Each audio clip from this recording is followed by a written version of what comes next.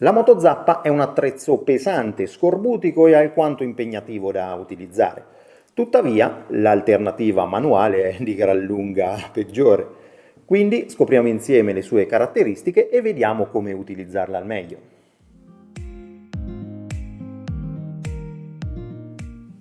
È un attrezzo molto poco sofisticato che nel corso degli anni ha subito sicuramente delle migliorie, ma il concetto di base è rimasto sempre lo stesso, cioè un bel motorone pesante e potente che va ad azionare delle frese rotanti che andranno a sminuzzare e triturare finemente il terreno. Queste frese svolgono una duplice funzione, ossia quella operativa della lavorazione del terreno e quella di trazione, poiché la motozappa si muove ed avanza grazie appunto alla rotazione delle frese stesse. Subito a prima vista ci accorgiamo che l'attrezzo è sbilanciato sulla parte anteriore, infatti per farlo stare in piedi dovremo inclinarlo sul posteriore.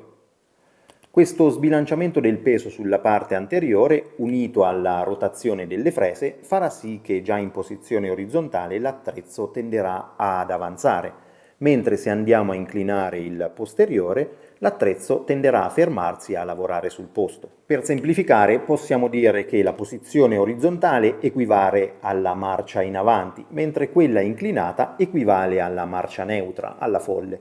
Lo sperone posteriore serve appunto a regolare questo bilanciamento. Tenendolo più lungo, il baricentro sarà spostato in avanti e l'attrezzo tenderà ad avanzare. Al contrario, accorciando lo sperone, aumenteremo l'inclinazione e l'attrezzo tenderà a lavorare sul posto. Questa è a grandi linee la teoria di base, ma come è facile immaginare, dalla teoria alla pratica le cose cambiano enormemente, in quanto entrano in gioco altre variabili, quali la compattezza e la composizione del terreno, se più o meno duro o con più o meno presenza di sassi o detriti. In questo caso le frese troveranno maggior appiglio sul terreno più compatto ed anche se manteniamo la posizione corretta, l'attrezzo potrebbe tendere comunque ad avanzare.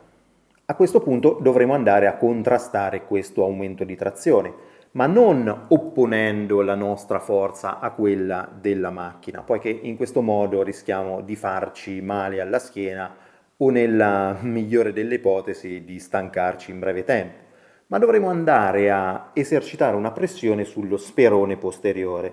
Questa pressione farà sì che l'attrezzo tenda a lavorare sul posto e a macinare soltanto quella porzione di terreno. Aumentando la pressione sullo sperone potrebbe capitare che l'attrezzo tenda a bloccarsi, quindi dovremo andare con dei movimenti oscillatori da destra verso sinistra a recuperare nuovo terreno non lavorato. Qui le zappette recupereranno un po' di grip e l'attrezzo ricomincerà ad avanzare. Ora passiamo dalla teoria alla pratica vedendola in azione sul campo. Devo premettere che trattandosi di un campo già lavorato, un terreno molto soffice e privo di sassi e detriti, sarà molto evidente questo bilanciamento dei pesi e l'effetto che produce, ma ovviamente in un campo vergine gli effetti potrebbero essere differenti.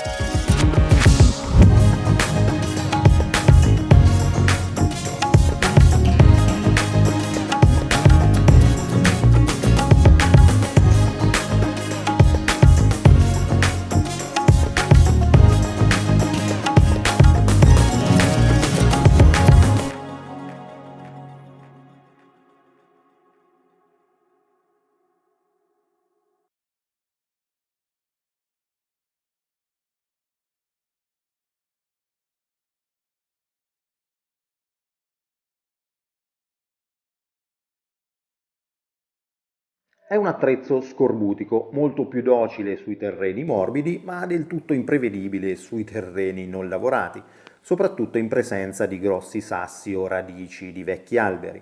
Incontrando questi ostacoli sottoterra, la forza centrifuga delle frese si trasformerà immediatamente in forza motrice, proiettando l'attrezzo in avanti anche con grandi balzi improvvisi. Quindi stiamo sempre attenti a non avere cose, persone o animali nel nostro raggio d'azione mentre lavoriamo. Tra l'altro anche i piccoli sassolini possono essere pericolosi, poiché potrebbero essere proiettati a grande velocità dalle frese in rotazione, quindi è d'obbligo anche indossare un abbigliamento adeguato. Sono attrezzi abbastanza costosi, se tralasciamo qualche piccola variante elettrica di dubbia utilità, è molto difficile spendere meno di 400-500 euro per un buon attrezzo, ma solitamente sono attrezzi molto longevi, visto anche lo scarso utilizzo che se ne fa in ambito domestico, quindi ci accompagnerà per molte stagioni. Quindi conviene veramente spendere tutti questi soldi per questo attrezzo e quali sono i vantaggi reali che ne trarremo? In primis abbiamo ovviamente una migliore, più facile, veloce e soprattutto meno faticosa preparazione del terreno e già questo potrebbe valere a mio avviso la spesa. Ma oltre a ciò, la motozappa effettua anche un diserbo meccanico di tutte le erbe infestanti o dei residui di coltivazioni delle stagioni precedenti. In queste immagini vediamo come si presentava il mio orticello prima della motozappa e come è risultato a lavoro finito. Infine, se speriamo di far crescere qualcosa nel nostro orticello, non possiamo esimerci dal fertilizzarlo correttamente con del letame o dello stallatico pellettato. In particolar modo lo stallatico pellettato andrà aggiunto durante la lavorazione del terreno e qui la motozappa risulterà particolarmente utile perché riuscirà ad incorporare e impastare il concime al terreno in un'unica operazione. In conclusione possiamo dire che la motozappa è un attrezzo non proprio intuitivo, ma una volta capito il funzionamento e trovato il giusto feeling con il vostro attrezzo sul vostro terreno, sarà sicuramente un valido aiuto. Io personalmente senza motozappa rinuncerei alla coltivazione dell'orto, poiché il metodo classico proprio non mi attira per niente. Invece con la motozappa in poche passate, in poco tempo e con molta poca fatica, riesco a preparare il terreno, mettere a dimora le piantine veramente in tempi ristretti. E poi se ne riparla a fine stagione. Bene, anche per oggi è tutto, spero come sempre di avervi dato qualche informazione utile. Se così fosse vi invito a lasciare un like e ad iscrivervi al canale per altri contenuti interessanti sul mondo del giardinaggio. Grazie per aver guardato, al prossimo video.